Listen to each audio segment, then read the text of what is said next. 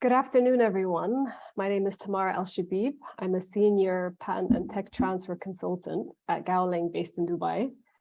Thank you for joining our second session of the webinar series on technology transfer and innovation in the GCC.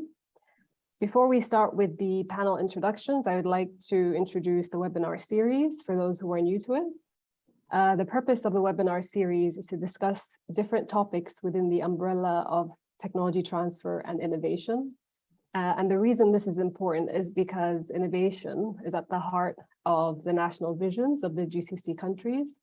We've seen a lot of investment, both public and private, in driving innovation and in supporting local innovation and also attracting innovative startups and companies to the region. These sessions are organized as informal discussions with the aim of sharing knowledge and experiences in these areas, and also demystifying certain concepts around technology transfer and innovation. We also hope to raise awareness and support capacity building in these areas and identify potential opportunities for collaboration. For today's session, we are exploring different models for tech transfer, the challenges in taking research to market, and how can we measure the impact of tech transfer activities. We have a great panel for you today. There will be an opportunity for questions. So if you have any, please just type them into the Q&A chat and we'll address those in the last 10 minutes of the session. After the session, you'll also be prompted to do a survey. It's a 1-minute survey and we'd really appreciate it if you could fill that out so we know what topics would be interesting for us to cover for you next time around. So with that, I'm going to turn to the panelists. I'm going to ask Mark, if you could just start off with an introduction to yourself, and then we'll go from there. Hi, everyone. Thanks for joining us. My name is Marc Nantel, and I'm the Vice President of Research and External Relations at Niagara College in Canada. My background is as a physicist, and I've been doing research administration and technology transfer for, I guess, 20 years or so. Thank you, Mark. John? Yeah, my name is John McIntyre. I'm the Director of Industry Development and Knowledge Transfer at Qatar Foundation. And I've been there for 9 years. My background is 32 years in the licensing and technology transfer business, working at the University of Illinois for 12.5 years, at the Pacific Northwest National Laboratory, which is a Department of Energy laboratory in the United States for 5 years, and then also doing licensing in Japan for 5 years. Thank you, John. Dr. Sami, you're next on my list. Oh, thank you, Tamara, and thank you, Gowling, for the invitation and also the topic. I'm very glad really to be with you and this esteemed panelist as well. My name is Sami Bashir. I am the Director of the Technology Management and Innovation in Khalifa University, which is in Abu Dhabi. My background really, I'm a chemist by training, and I used to work in industry for more than 10 years before I changed my career to university research management, and primarily in technology transfer, translational research commercialization. I worked at different universities in United Kingdom, but also in the Gulf region. I've been in KAUST and then Masdar before joining Khalifa University. Thank you, Dr. Sami. And last but not least, Dr. Mohammed. Thank you, Tamara, for inviting me. I am Mohammed Al-Meri. Had 20 years of experience in research management and intellectual property. I working for University of Sharjah as head of the technology transfer office, and before that I was 15 years in UAE University, in Al-Ain, within the same role. During my career journey, we helped to more than 250 inventors to file inventions in various technology areas and commercialize and negotiate some of successful license agreements. I have a background in software engineering from UK, and have been also done some training internship in Birmingham Science Park in UK. Thank you. Great, thank you all. So today's session is going to center around these topics. So what is the role of the Technology Transfer Office? What are sort of different models for tech transfer or knowledge transfer? What are the challenges experienced by the panelists in sort of moving research to market? How can we improve tech transfer in the region? We know it's important, we know it needs to be done, but sort of what are the gaps that we need to think about filling to try to improve the way it's done in the region? And then how can we measure the impact of our activities as well? And so before we dive into the discussion, I always like to start the session with sort of covering off the basic terminology. So when we say intellectual property, we mean intangible assets. So that includes, registered rights, so your patents, your copyright, trademarks, design rights, and then the unregistered rights, which is basically your R&D assets, your know-how, your data, software, even I would say relationships, like exclusive relationships you might have would be assets as well. And these are important because we know that a company's value is made up of their intangible assets today, more so than ever than their physical or financial assets. Tech transfer, when we say tech transfer, we mean basically the bridge between research and innovation. So it's basically the process by which research is managed and transformed into products and services on the market that have a positive social or economic impact. Innovation is actually the implementation of those ideas. So the new ideas, the inventions, the solutions, maybe new business models, the implementation of that would be what we mean when we say innovation. And then when we talk about tech transfer, generally, we're talking about this process. So taking research, moving the knowledge or the technology from the labs and then into sort of the private sector or industry. And there's different ways in which knowledge is transferred. And you can, just as an example, say publication is one way that knowledge gets out there. And there's different ways that you can package knowledge and transfer it. Obviously, with more sort of valuable, commercially valuable knowledge, you might want to protect that so that you can incentivize investment in taking it forward. And then in other cases, you might want to publish it before somebody else puts a claim on it and sort of stops you from using it. So there's different strategies that are deployed for moving knowledge, and each of them, sometimes you can use more than one strategy and you'd use them for different reasons. But the goal ultimately is the same, is to get the knowledge out there and to create the maximum impact from it. So with that, I'm going to dive straight into the discussion. And the first question for our panelists is, how does your Tech Transfer Office support research, industry collaboration, and commercialization? And I'm just going to turn to the first person on my list, and that's actually Dr. Mohammed. How would you respond to that? Thank you, Tamara, for the introduction and definitions that make it easy to skip that part. So, Technology Transfer Office mainly do kind of multiple roles. Basically, if we can't categorize them into protecting the IP and finding the best ways and strategies to protect the IP, and also how to derive and monetize these IP.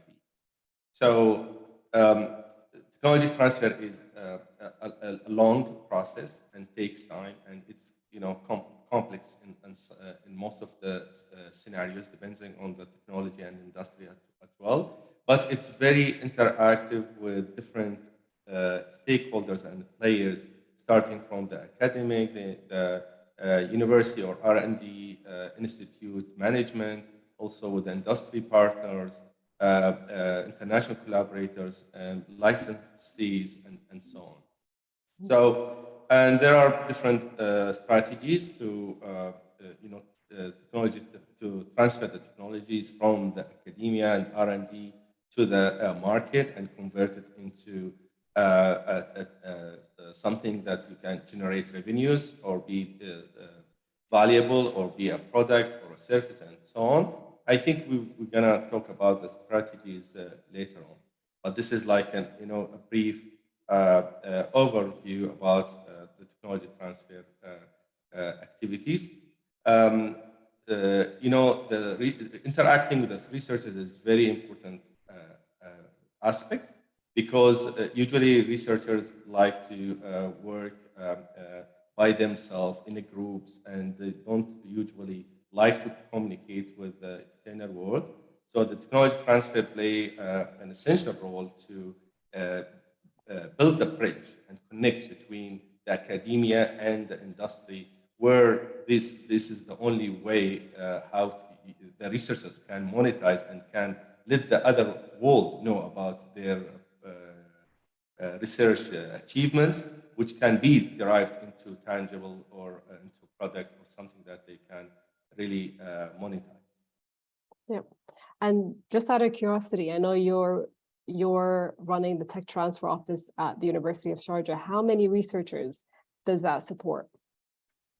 Well, we support the whole university researchers. In general, we have more than 750 researchers. Some of them that are more active, especially from the four medical schools, engineering college, and also computing, IT, business and economics, College of Science, etc. And some of them are less interactive because of the nature of their research work, which is not really like fit with technology transfer activities, or doesn't really turn into IP in terms of patents or trademarks or maybe copyright. So, but we are open, and we are always interact with all the university colleges and researchers, and incentivize them to interact and involved with our office.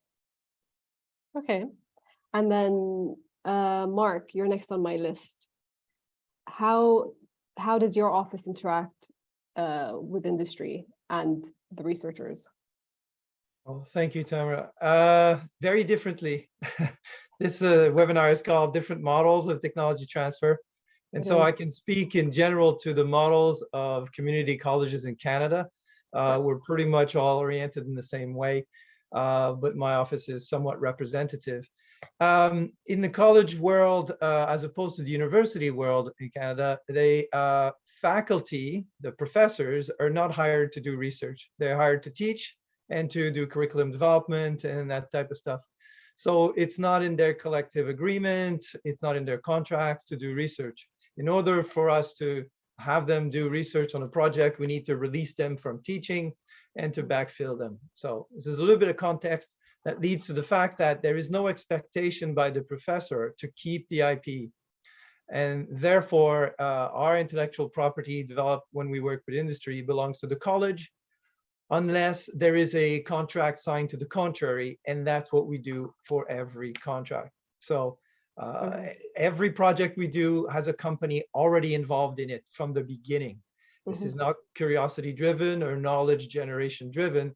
Companies come to us and they say, I have a problem, or I have an aspiration for a new product or a new process or a new service. And we develop the best team, the best research team to work with them on this. We find the best faculty, the best students, our labs, or whatever resource we have to support this project. And at the end of the project, we deliver the intellectual property to the company. It could be from a prototype, a report, various know-how. And so the whole point of the technology transfer happens right at the end of the project. There's no protracted licensing negotiation. There's rarely an expectation of royalty to come back to the college. It all happens at the handoff, if you want. We sometimes keep helping the company along the way if they need further help or technology services and all that. But essentially, it's very different like that. And the crux is in the choosing which companies and which problems we address that will decide how successful the technology transfer will be. It's very much in the choosing the partner, not so much the idea from a prof somewhere, but which company is coming to us has a problem that's interesting, that could lead to economic development, job creation, wealth generation, good learning from the students and all that stuff. So it's very different that way. Yeah, it was very market driven. Yes. So,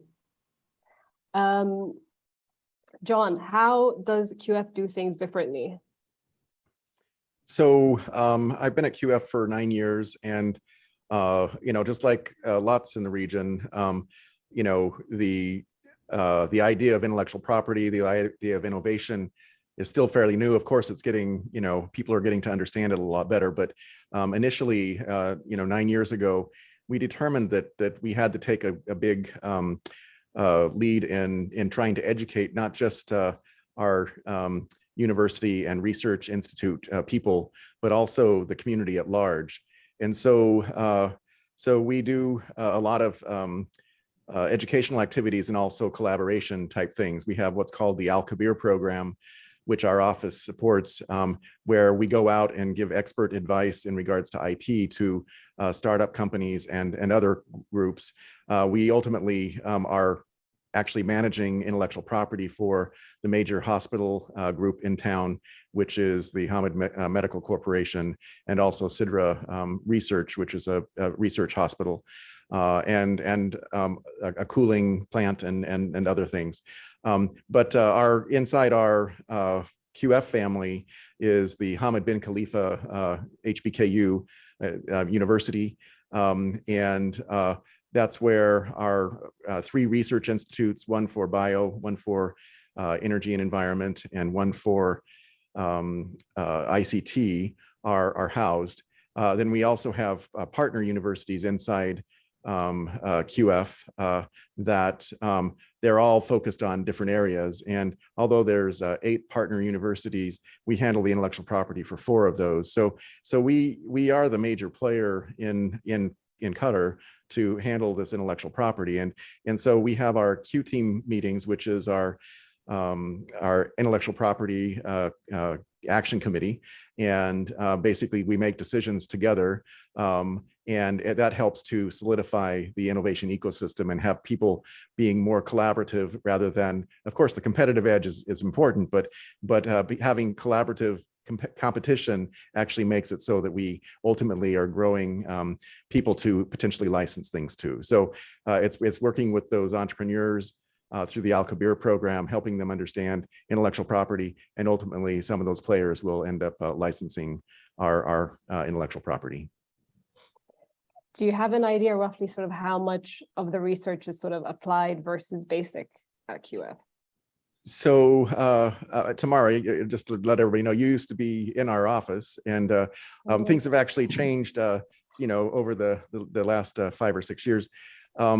It's becoming more and more applied, but was a lot of basic science from the beginning, and the applied stuff is getting more applied. So percentage wise, I would say that maybe we're at 30%. That's 35% that's more applied, and over time, that's grown, and the technology maturation has gotten better. So we're able to actually transfer out more things than we were able to previously. So okay, and roughly how many researchers are you sort of supporting? So we're probably supporting about 850 to 900 in the country. So that's a large so number. we handle everything that Qatar National Research Fund funds. Qatar Foundation has an ownership interest in, so we jointly own those, and our office actually manages those activities too. So when it comes to Qatar University, which is of course a national university, we share activities related to that. We manage the intellectual property, and they share in the costs on that. Okay, so basically any IP that QF owns is obviously managed under the tech transfer office, and then for some entities as well, you're also sort of handling it on their behalf. Yes, and that's on a cost basis for the larger groups, and then we do have some pro bono things that we do for the entrepreneurial community. Okay. And Sami, I'm going to jump to you. does KU have sort of a similar model in terms of tech transfer as University of Sharjah and QF? Or is it more focused on funding research that's sort of market driven?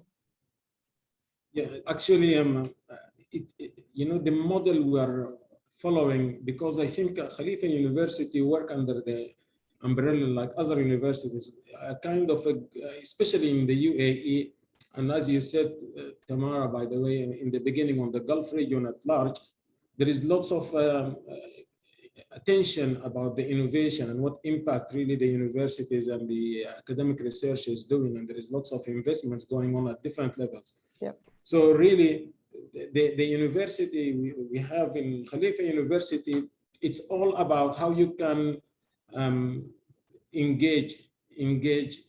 So really our model is agile in terms of that continuous engagement with professors, researchers, faculties, at different aspects that my colleagues just mentioned. Really, it is very critical if we want to look at that from three areas mainly.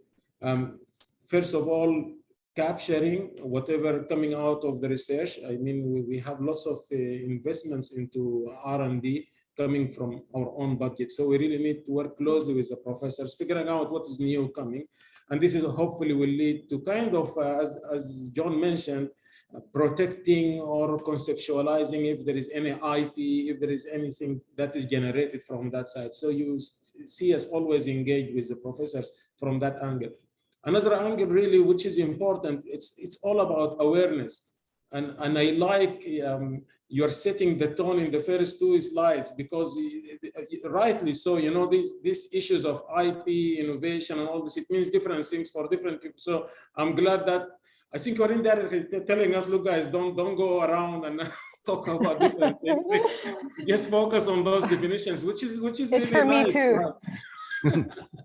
I agree with you, because awareness is very critical. You know, we are dealing with a new ecosystems here, is coming, is evolving, developing.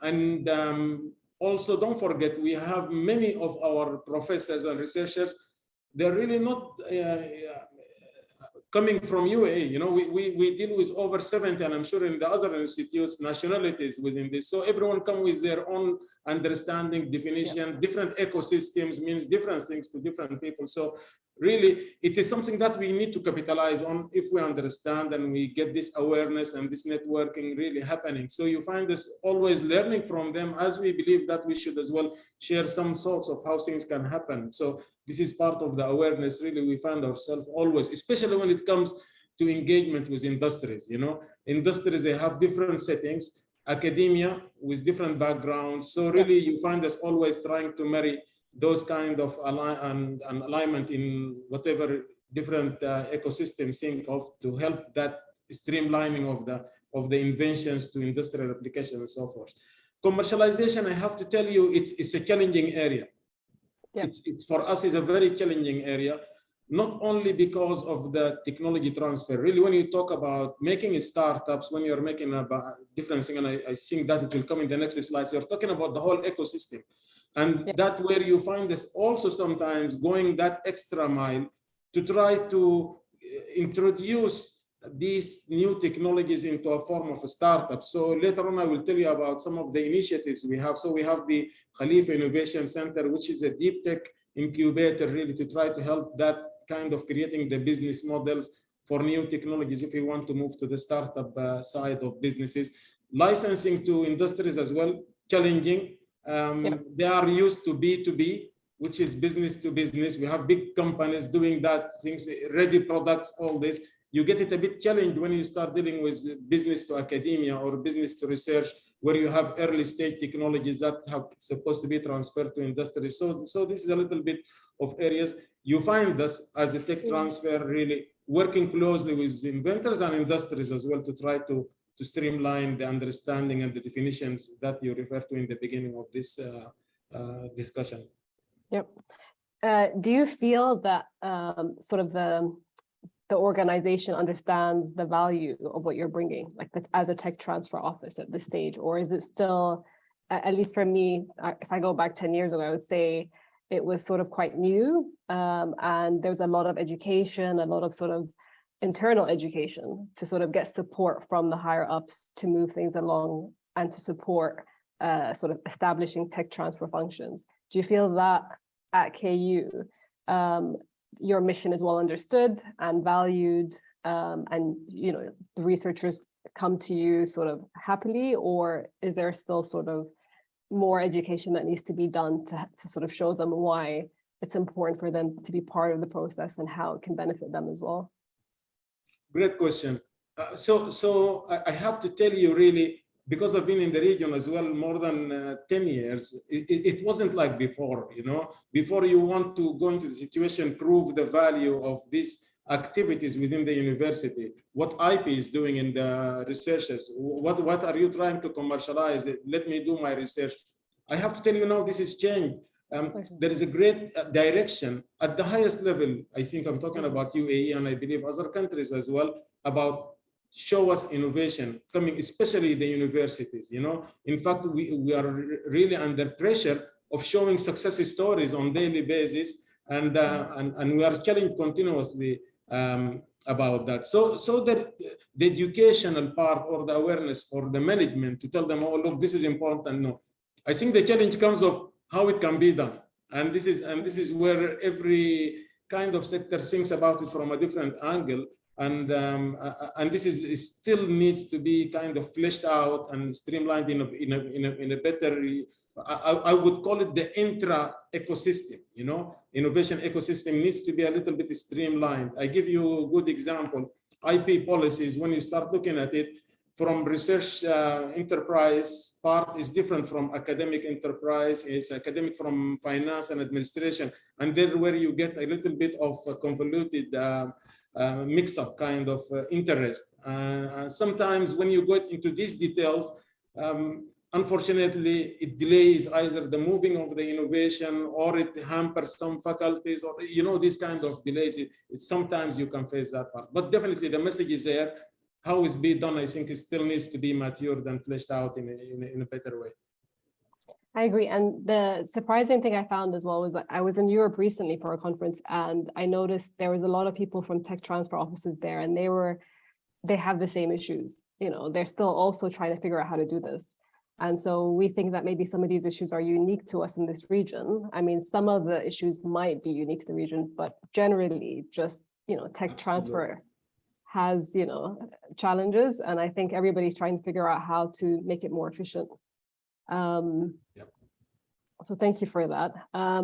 John, how about you in terms of QF? Do you feel that things have changed, and so there's a lot more support for the function, or where do things stand? So before I respond to that, I want to kind of echo what you were saying about your recent trip to Europe. So in all the institutions that I've been in, when there's a change in hierarchy, a change in leadership and everything, there's also a flush of institutional knowledge that goes along with that. So, so you're always having to regrow, retrain, and get people on the same page again. So I think a lot of what we do requires a lot of consensus building constantly, okay? And it's really a matter of setting correct expectations. So I think a lot in this region, people think that if you throw money at something, that somehow, you know, you build it, people will come, okay? And, you know, when you compare our economies in this regard to, you know, places like the US or the UK, Europe, Japan, and everything, you know, the innovation ecosystems are very different, you know, and there's reasons for that, because the economy is built off of different types of things. So when you're bringing those types of new tools to a region, you know, they're thinking that somehow, okay, maybe we can jumpstart things by just throwing more money at it. But there's a time factor that needs to happen, getting basic research into more applied activity, getting it into prototypes and everything. So there needs to be funding along the way. I think for Qatar Foundation, through Qatar National Research Fund, a lot of activity has gone into the basic science side, going into applied now for the last 4 years. And so that's been good, but but we need more on the technology development side and the licensing. So, to answer your question in regards to, we're going through another, I've been here for the initial structuring of the office, a restructuring in 2016, a restructuring in 2018, and now we're going through another restructuring. So I think that kind of gives you a clue that that people don't completely understand it as much as we would hope. But again, I think it's because there's always a change in leadership and change in outside pressures. So, when the ministries in our countries come into play, they're expecting certain things, and when it doesn't happen, immediately, then it makes it require a change that's not necessarily coming from the top of the organization, but maybe from the side of the top. And so it's really somehow we need to get to a point where we can set expectations appropriately and benchmark appropriately. Yep. And I know what you're talking about, because I think I've experienced some of those restructuring as well. I don't know if it's just, I don't think it's just unique to QF as well. I think maybe across the region this happens. Yes. So yeah, it is something that I think is one of the issues in the region. I'm going to move on to the next topic, which is sort of the different models for tech transfer. I know we've covered some of those already, but I want to dive into discuss IP ownership a little bit, because I know some of our listeners are either working at universities or working as sort of innovation managers within companies. They'll be interested to know sort of, why is IP important? Why do they need to think about owning IP, or do they need to think about owning IP? So I'm going to turn the question around to each of you panelists. And I'm going to start with you, Mohammed, and ask you, what is the policy at University of Sharjah? And is IP important? Is it important to own IP? And if you do own the IP, sort of what are the conditions around not owning it or granting access to it, or how do you manage that?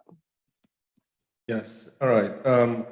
First of all, we have to understand that most of our universities in the GCC and MENA region are young universities in a young countries. So probably the innovation ecosystem, which is like mature in the West and UK and US and other countries, are relatively new to our country. So most of the universities has just recently, in the last 10 or 15 years, start to focus in applied research, where they can derive some tangible assets out of the research, means like outreaching to industry, partnership, or commercializing activities. So when we start, first of all, to set up the IP policy, because of the lack of awareness about the IP importance within most of the academia environment, we start to make it like as much attractive and incentivize the faculty to engage with us and to feel the importance of the IP. So the IP policy, either my previous university and current university, was saying that the faculty member or the inventor, either being a faculty or student, will be obtaining 50% of any revenues generated of his research. And this is, if you can notice, that this is one of the highest, revenue share between university and inventors worldwide. The same policy applies to the students and faculty and even administration staff if they have come up with any IP discoveries. And we also now, in recent years, trying to focus more into the entrepreneurship skills, where the inventors can, after finding, having this new discoveries, can, transfer this into a small startup that can, build up in our innovation center, and also in the science park that we are building in the coming few years. Plus, taking advantage of the existing incubators by the government or by the Immersive Sharjah and so on. I think most of the universities in the region are following the same model, more and less.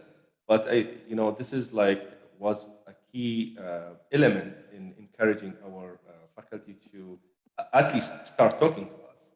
Because in the beginning it was so difficult, and there was for us, we are some kind of aliens that come up from nowhere and start to chasing them to,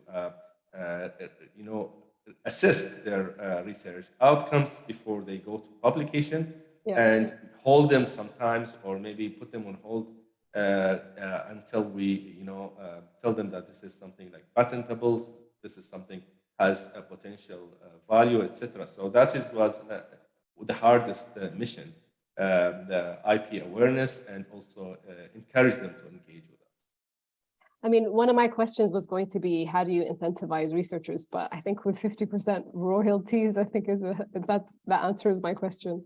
That's probably one of the highest rates I've heard as well. I know that back when I was at QF, we had a similar sort of high rate as well. And the idea behind that was, we're not trying to make money here. We're trying to create new knowledge and, drive innovation. And so let's put a high rate to incentivize them. I mean, the average rate, I think in other universities is around maybe 33 to 38% royalty return. So that is a high one. Mark, I'm going to move on to you next. So I know that you mentioned that you don't own any of the IP, and that it's industry that owns the IP, and it's sort of like a contract research that happens.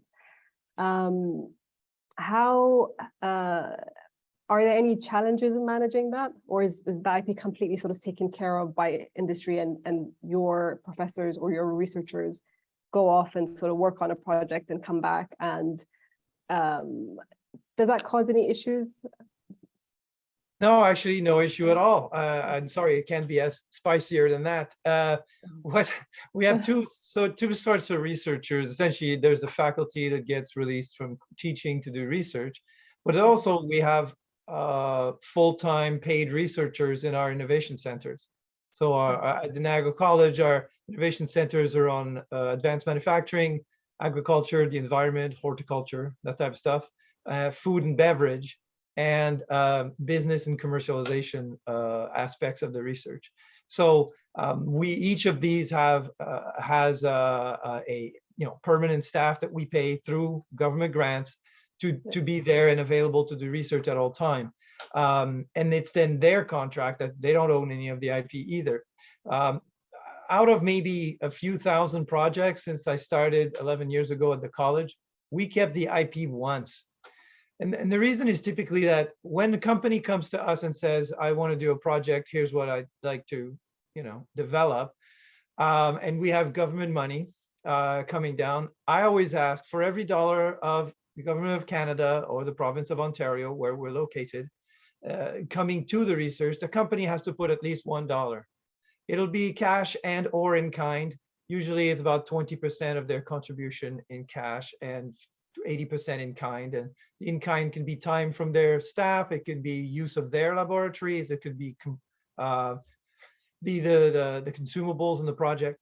In any case, that one time, that company was a startup, they had no cash, and they didn't have quite the expertise that was needed to get the project going. But it was such a cool project that I used my prerogative as the vice president to say, we'll do the project anyway. It was for a non-alcoholic beer. We had to develop a new non-alcoholic beer. We have a brewery at the college. We have a brew master program. And we developed the beer, and we said to the company, listen, because you're bringing nothing to the table, essentially, except for the market, we're going to develop it, and we'll keep the IP, and then we'll do a licensing agreement. And that's the one project where we did it. The beer ended up being sold across the continental North America. It won major prizes as the US Beer Championship several years in a row. I'm not sure it's still in production. And it brought us a little bit of royalty. But normally, the company, there's no problem transferring the IP to them because they've already got skin in the game. And frankly, a company that's not able to put some amount of cash to unleash a major project to develop a new product for them would not have the cash to actually take it to the next step, post prototype, and towards commercialization. So I'm not interested in working with these companies because our government funding comes with the expectation that our metrics, our outcome, are about job creation, economic development. With it's not about papers, and it's not about the college licensing or anything like that. So I always have to keep my eye on the ball of what are the expectation of my funders, right? And Yep. it is for the company to take this and move it. And again, Yep. it's in you choose good partners, people whom you know have the wherewithal and the backbone to commercialize after you're done with them. And then it's, you know, you're doing well. But, you know, that's where the trick is. Are there any sort of situations where maybe the company is partnering with an international collaborator? Like would there be strings attached with the funding that comes through the government if the company is partnering with an international collaborator? Is there a requirement on the company then to make sure that they own the IP? It hasn't been much of a problem for a couple of reasons. One, community colleges are very local. We have 150 across Canada, and most of them are very much tied to their locality. Our innovation centers being in manufacturing, food and beverage, and agriculture, essentially, those are the economic parts of Niagara, the region of Canada where we are, near Niagara Falls, that are important. There's also tourism, but we don't have an innovation center in tourism. So most of the companies with which we work are relatively local. Sometimes they're province-wide, sometimes they're Canada-wide, and rarely are they big companies that are multinationals. We've done projects with multinationals, but because we do give the IP, it's not much of a problem. Now, in Ontario, the province where we are, there recently has been a bit of an ado, a bit of a kerfuffle with the government that wants the realization of the benefits of the IP to be done in Ontario. Because they say too many times, universities generally, but also colleges in some cases, that Ontario funds research and then the benefit of the IP goes outside of our borders. And that's been a bit of a problem, and the government is establishing a commercialization mandate, if you want, for each university and college in Ontario to say, hey, at least try to make sure that the benefit of the IP accrues to the region, to the province. Most of my funding comes federally, so I don't particularly care. If some company in Vancouver in another province is the one that gets the benefit, then I'm happy with that because my funding is federal. So.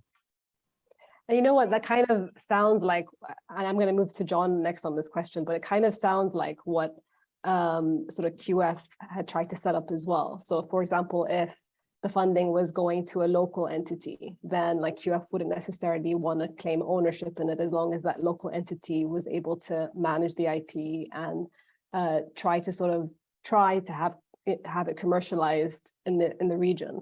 And I think because we're talking about countries that are probably the size of your provinces, they have to have this mindset that, we're funding and it's very easy for this funding to sort of slip out of our borders. So John, I'm going to come to you. And my next question for you is, is that model still in place and how is it working? So, in the last 4 years, we've had quite a bit of success in licensing and creating startups and everything. But we had a model where we were doing what was called research to startups and working with QSTP, which is the Qatar Science and Technology Park.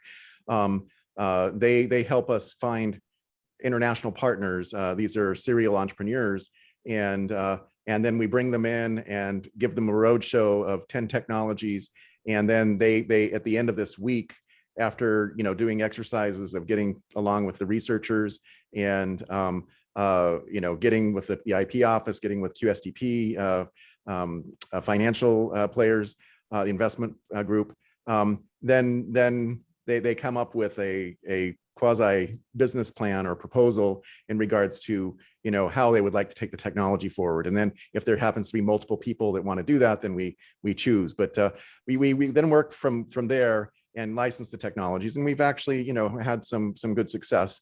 One of the companies actually folded just recently because of COVID. They weren't able to do anything. But the interesting thing here is that these have been successful and everything, but we kind of got our hands slapped because the activities were not local.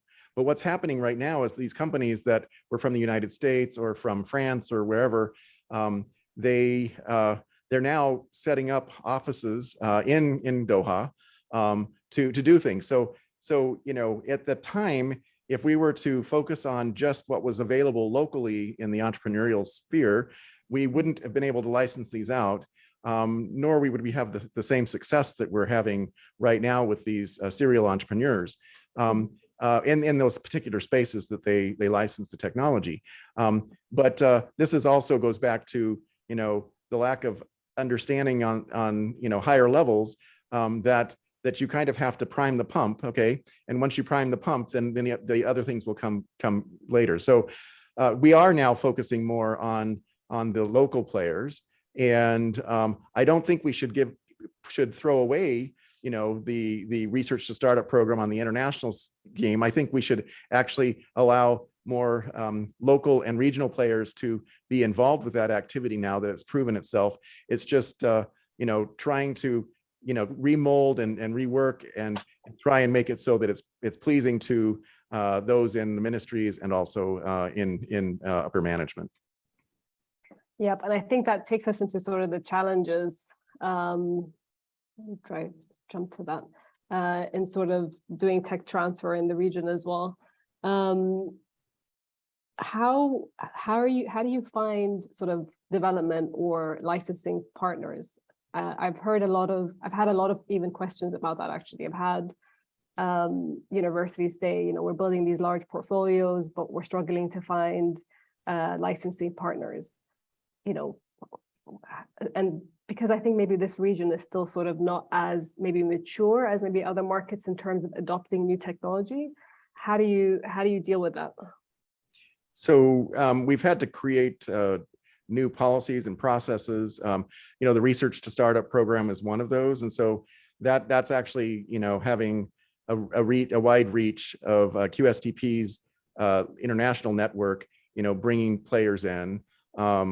Wasabi is an investment group that has a lot of players that could potentially, you know, play into that. Because of our activities in Al Kabir and supporting these different local players, we're now starting to recognize together that there are potential licensees in that group, okay? And we're also trying to make sure that there's you know, collaborative research activities in the space, and that's increasing more and more. And so that type of activity is allowing us to get players that similar to what Mark is doing, you know, working with the industry players. It's actually that helps find, you know, potential licensees in that space. Some of our research institutes, like our Qatar Computational Research Institute, QCRI, which is where a lot of our licensed out technology comes from, they've actually developed their technologies, like a Arabic translation transcription technology, which is now in a company called Canary, that came out of Al Jazeera, using that for their videos. And so all the videos were you know, transcribed and translated using that technology. So there was a lot of expertise that came from that, but that actually primed the community to be able to see things more. And Sami, I have a question for you. We mentioned earlier on that one of the issues we have actually is sort of getting people to understand why sort of tech transfer is important. At least now management understands it, but sort of just getting the general research community to understand it and support it is still sort of catching up. What would you say, how would you say is the right way to go about sort of developing sort of tech transfer capabilities, if you like, to support that? So what can we do to sort of support tech transfer and increase awareness of tech transfer, if you like? Yeah, I think this is a very, I would say, challenging questions, because, you know, not only to make this is answering for the specific ecosystem like Khalifa University. I have my neighbor here, Dr. Muhammad, I'm sure he will answer it differently. So the geographical ecosystem makes a difference, but also the timing, the stage by which you are running your activities of tech transfer as well. So to be honest with you, to see the value of the tech transfer within the research enterprise and the impact that is generated. Now, to do that, I think one of the critical part that you discussed already, which is really how you can be more engaging in capturing the new inventions, translating it into an intellectual property. And this is at different levels really. But the aim of having the impact, now you're talking about commercialization. At the end of the day, you know, you're talking about products in the market. You're talking about new technologies introduced in the industry. And I think one of the tactics that you need to think of is that how to establish a stronger, I would call it translational funding, proof of concepts, this kind of dynamics, I think to be run within that side is very critical, because most of the gap that we're facing is too early research is going on and complete kind of lack of connection with the industry and the needs and all this. So you need that part. Yeah. There is great success as well, Tamara, I have to tell you, you are in the region, you know, in commercializing through startups. I have to tell you, it is not typical to get this through other developed ecosystems where you have the industry. They just want to take the IP and they don't want to do anything with you. They're able to fund it. They just need the ideas. So here you need to get that transient, entity, which is a startup, able to do the proof of concept, the business context, and possibly the application, and they go to the other. So really involvement and seeing a model where the tech transfer engaging closely with incubators, accelerators, and all this, I think is becoming critical at that part to show that impact. And yeah, the third part, which is really the industry engagement. I think it has to be taken from early stage, because this is the only way from the contractual level where the industry is engaging. You are figuring out how the IP can be translated or transferred to the industry. Is it, that open innovation thinking going on at that level, modeling without causing a trouble through your IP and all this. I think by engaging into this type of tactics, activities, and you become always brainstorming of how to evolve your processes and things, you start showing some results and kind of, evidence that the tech transfer activities are really relevant in accelerating this commercialization activities or translating university research into impact in a way. I get you. And then in terms of maybe does the university use any sort of IP analytics to sort of help it focus on maybe ideas or research projects that might be more commercial? Is that something that the Tech Transfer Office currently does, or would assist sort of research projects with? Absolutely. I think that you are talking about, so now one of the critical things, and this is us as Tech Transfer, we like now to build on, most of the universities ranking start including the impact metrics on it, you know, so people now, big organizations that they do the academic ranking, they look at what's your output in patents, what's your output into startups, what's your output into licensing and all this. Now, this has to be managed in a way. You're talking about analytics and metrics and all kind of those things.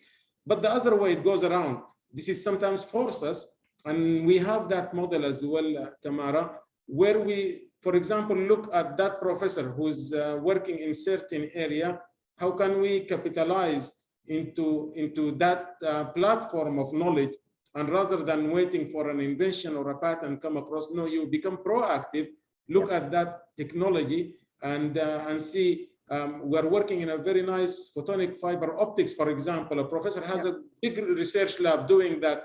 So this kind of guys who are getting funds and all that, I think you have to be more proactive in figuring out what they are doing and how you can take the outputs of that research even if it's not IP or something, and link it with industries like Mubadala, who are heavily investing in fiber optics with global foundries and those kinds of. So this is as well some of the things. Sometimes we need to look at it proactively. Yep. No, I agree with you there. I think that's the difference between sort of traditional tech transfer, where you're sort of waiting for things to come through and then figuring out how to sort of where to plug in, the results, versus, being more proactive and the more sort of modern way of thinking, where, you want to sort of know early on in the process whether you're investing something that has a chance and going all the way through. 100%. So I'm sticking with the topic on sort of metrics. How do we measure the impact? I'm going to come to you, Mohammed. So how do you currently measure the impact of your activities within the university? Yeah, first of all, I would just want to comment on what Dr. Sami said about the challenges here in our region. And I think most of the universities in the region are sharing the same, the same challenges. Protecting IP, as you know, is a very expensive exercise and requires a lot of funding to protect the IP and maintain them as well. Where, in the past, like the university management or even the government did not really realize this as like a potential investment into the research. But now the concept completely changed, and now they are really understanding and focusing and encouraging all universities and put even, some kind of KPIs and expectation of every research funding, especially government funding, to have valuable outcomes. Could be publication in highly ranked journals, could be also IP in terms of patents or trademarks, and also establishing startup and spin-out companies within the local communities, which is very important if you want to move towards a knowledge-based economy. So we also have to realize that we are not in the industrial market. We are in the consumer market part of the world, where we have lack of large industries built here in our region, where they can be engaged proactively with the researchers and R&D institutes and fund them from the idea to the product. This is a very important. So that is one of the largest challenges, that we need to find other sources of funding, and depends either on government funding or trying to develop something within the university existing resource. So back to your question about how to evaluate the impact of the research. There are different ways before our universities start to focus more into the research oriented university. Now they are actually hiring researchers, faculty who have very high research portfolio that include at least one patent in their CV, which make our life and mission easier, because these people come with already knowledge about what's IP and its value and what we are expecting from them. So they mainly do three type of tasks: teaching, of course, and also community service, and mostly is the research activity. And now the major weight is when recruiting any faculty member is their achievement in the research aspect. So in the Technology Transfer Office, we are currently, because it is kind of new IP, only 3 years old, we are our focus on increasing our number of filed patents, in enlarging our portfolio, focusing more in the research, applied research, where it can have high probability to turn into business or startup or license agreement, franchise, etc. And then we have a plan by next year to have two more KPIs. One of them will be the number of granted and successful patents, and the second one is number of IP licensing and also number of startups. Okay, so I get you. So you're still quite early on in the process, but I guess you will have sort of the same metrics I guess most universities have in terms of, you know, how many licenses have gone out. And we have a couple of questions left, and we have a couple of questions from the attendees. So I'm going to quickly run through those. Okay, so the first question I can see here is, I think this one is going to come to you, John. Do commercialization activities for research institutions generate real income to the institution, either through spin-outs or licensing? Yeah, so when we do a startup, we usually take an equity stake of, you know, between 5 to 7, 8% upfront, depending on the technology and the market. And then we'll take, that's in lieu of cash. We don't want to take cash out of the pockets of the entrepreneurs because they need to do development. And then we'll have a running royalty, you know, based on what the market would bear and what would be logical for that space. So in regards to the startups, and then they'll ultimately be covering the cost of the IP, but that's put out like, you know, 3 to 5 years. And so there's a lot of coddling there, if you will, just trying to make sure that they can succeed. However, we do have licenses to larger companies. There's a UK broadcaster that we've licensed to, which generated $40,000. We have other players throughout the world, you know, and there's supposed to be money coming through, and the royalties haven't really started yet.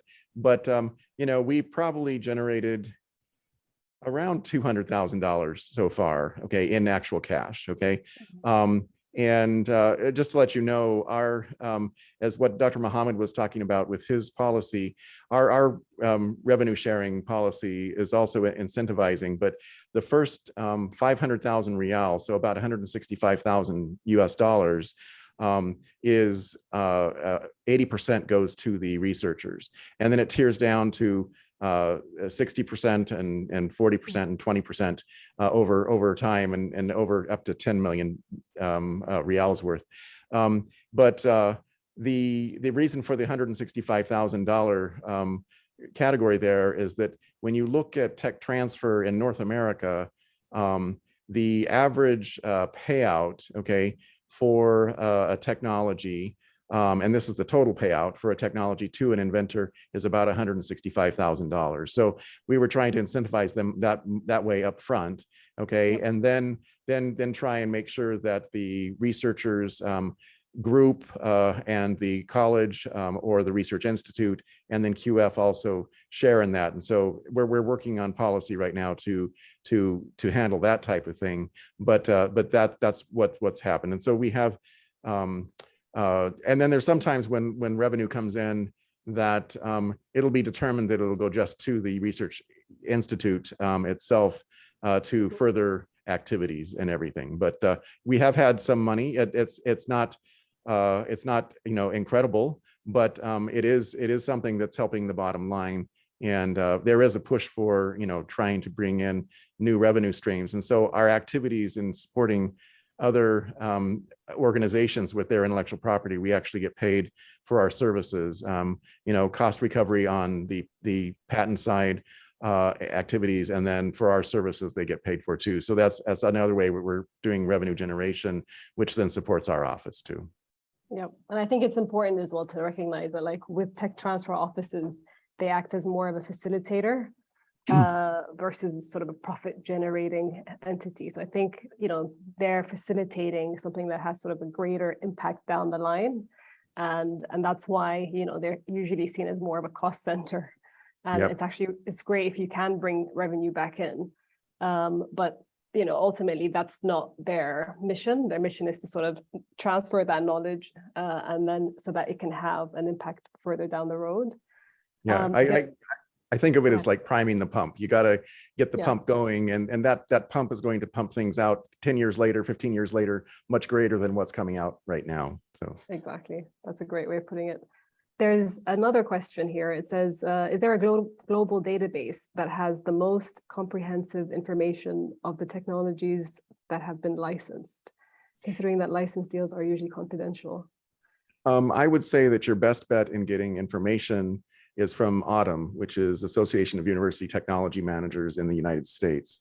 And it's United States, Canada, they're all around the world. But they have the largest database, and then Licensing Executive Society also has things in regards to deals.